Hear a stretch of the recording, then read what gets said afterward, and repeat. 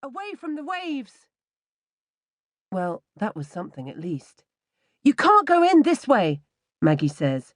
It'll be completely full in a few minutes. You'll both drown. Minutes might be optimistic. The tide is already high, is nipping at Maggie's thighs. The water level in the pipe will rise with each new wave until there is simply nowhere for the little girl to go. We might be able to get her out higher up. Maggie turns to the fisherman. Can you stay here for as long as it's safe, just in case she gets washed out? To the woman, she says, Come with me.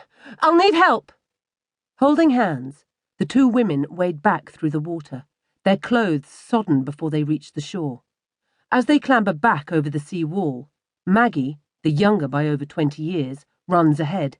She walks this way every day. She has seen workmen access the drain from above. What is it? The woman catches up as Maggie reaches the metal fence surrounding the access manhole. Shh! Both listen to the rumbling, sucking and moaning beneath their feet. Something sizable is crashing around beneath them. Those are waves you can hear. Maggie points through the railings. When the tide's fully up, it sprays out through the grill in that manhole cover. It's not doing that yet, so the drain beneath us is still dry, at least some of the time. Give me a leg up. On the other side of the fence, Maggie drops flat and puts her face against the grill. Hello? Can you hear me? Come this way! Daisy!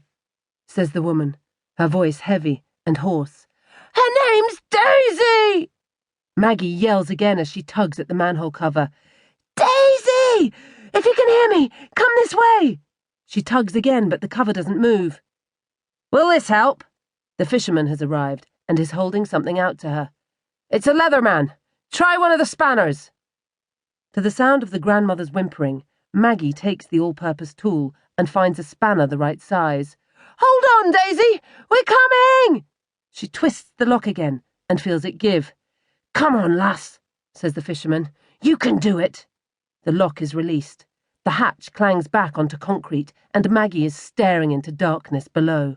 Before she can change her mind, she swings her legs round and jumps. Crouched in the tunnel, she can see nothing, hear nothing, but the sound of water getting closer.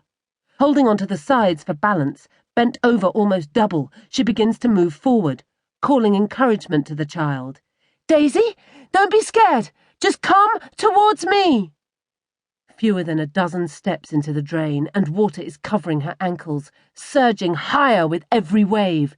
The grandmother and the fisherman are still yelling for the child, which is good, because Maggie doesn't want to open her mouth in here again if she can help it. A dozen steps more. The water is almost at her knees. Her back is starting to ache, and the muscles of her thighs can't hold her in this position for much longer. Daisy? A big wave strikes, hitting her full in the face. The child is gone.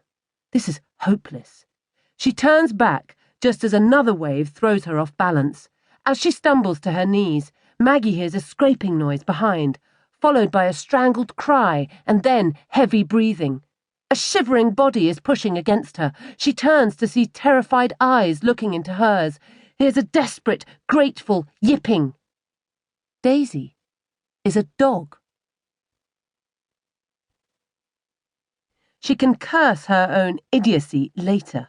Maggie grabs hold of the dog's collar, just as another wave tries to pull it back out to sea. As the wave recedes, the dog kicks back against Maggie's body and scampers towards the hatch. Another wave, a bigger one. For a second, Maggie is beneath the surface, feeling herself sliding along the concrete base of the drain. There is nothing in the smooth circular pipe to catch hold of. Another wave, she slides back again. The waves are giving her no time to recover before the next strikes. She's being dragged deeper into the tunnel. Some yards away, Daisy, unable to leap to safety, is barking. The woman and the fisherman are still yelling. Almost too cold to keep moving, hardly able to get her breath, Maggie crawls forward. She's going to die saving a dog. How completely ridiculous.